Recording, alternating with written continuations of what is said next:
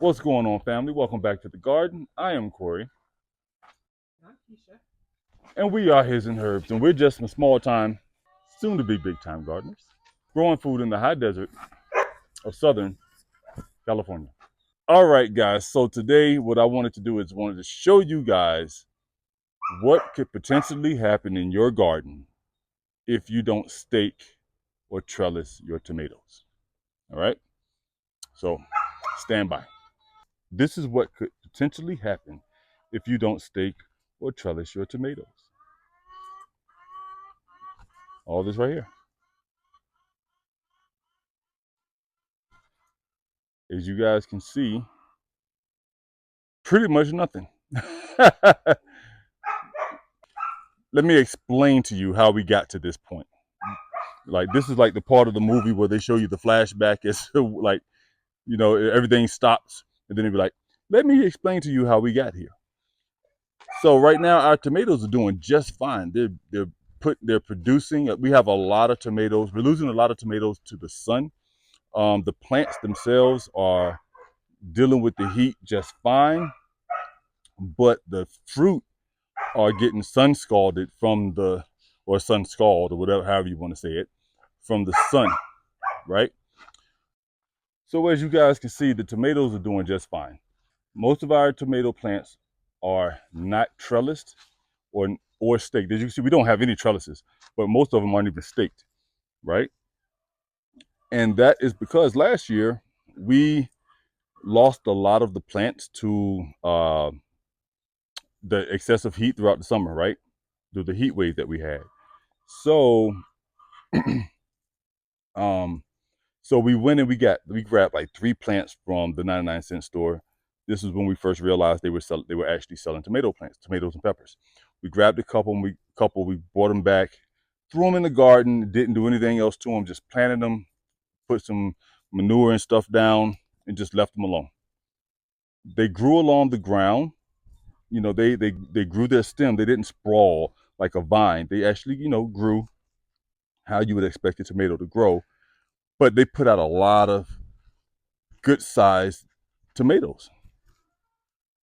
And we were like, wait a minute, like we thought these things had to be staked or trellised somehow in order for, the glare for the sun got me, in order for these things to produce.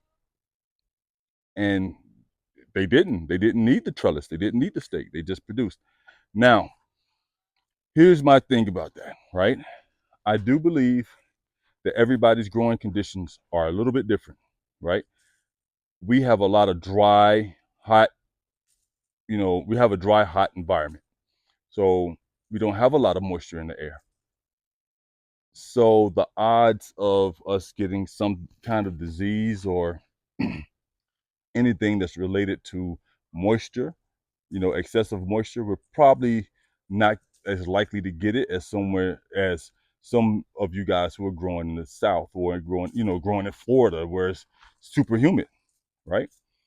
So we're probably able to get away with this because of where we are, okay? Just simply based on the fact that we are in the high desert, okay?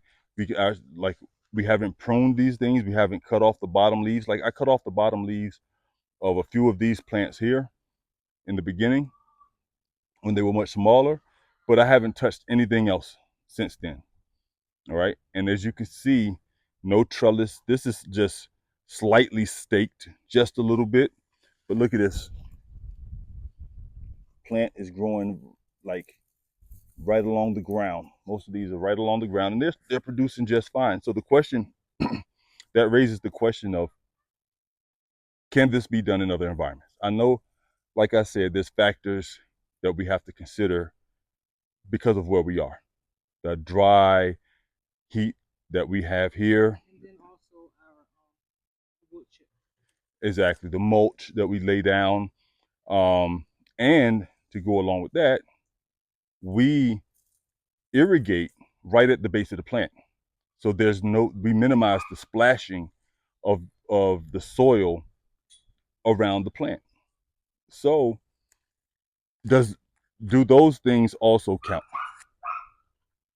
Right? Do those things also count in terms of in terms of minimizing the disease, soil-borne and waterborne diseases to the plants because of the way that we're doing things. I don't know, but I think it's worth investigating. I mean, look at that. Look at that right there. I mean, this thing is barely staked. And trust me, she put the stakes in long after this plant was grown and at the size that it is now. And look at the size of the tomatoes. Those aren't small tomatoes. Those aren't cherry tomatoes. Those are pretty decent sized slices right there. So, like I said, it raises the question of, is pruning necessary, and is it based on your environment? Is it based on how you treat your garden? Because, like I said, we have the mulch down, and then we also have the spot irrigation right at the base of the plant, so it minimizes the splash. Right now, I will say this: that is one. There is one disadvantage to allowing your tomatoes to crawl along the ground, and that is rodents and pests. Right, you put them within their reach. So that's one thing that I will say. If you trellis them right now, from what I can see from right now in our garden, I'm not talking about your garden. I'm talking about what's happening here in our garden, right? From what I can see so far is if you leave them down low enough, the animals are going to get to them. If you stake them, if you cage them, if you trellis them, then obviously you get them off the ground. That makes it more difficult for smaller animals to get to them.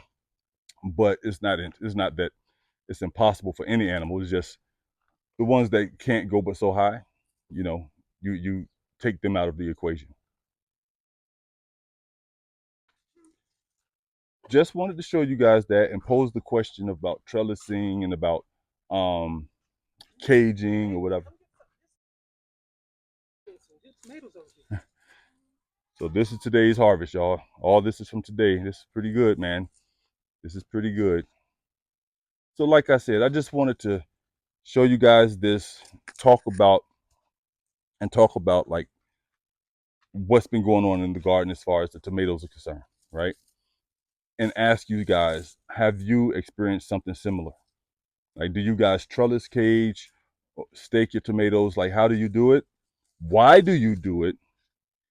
And do you prune your plants? And do you think that the juice is worth the squeeze in terms of pruning?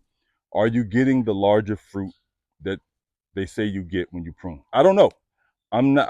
I seriously and honestly don't know, because honestly, we've never gotten this far with our with our tomatoes, right? The plants have died, or we used to lose them to blossom end rot, or something would happen to where we wouldn't get the harvest that we wanted. So this is the first time that we've actually done it like this, and it's been effective, right? So what do you guys think? Do you guys get the results that you think you're supposed to get when you do the work that they tell you to do? All right. Um, So yeah, just wanted to throw that out there at you guys. See what you guys thought about it. Hit us up in the comments. Let us know. Like I said, let me know. Let us know if you guys get the results that you expect from putting in the amount of work that you put in. All right. And we will see you guys in the next video. Doses.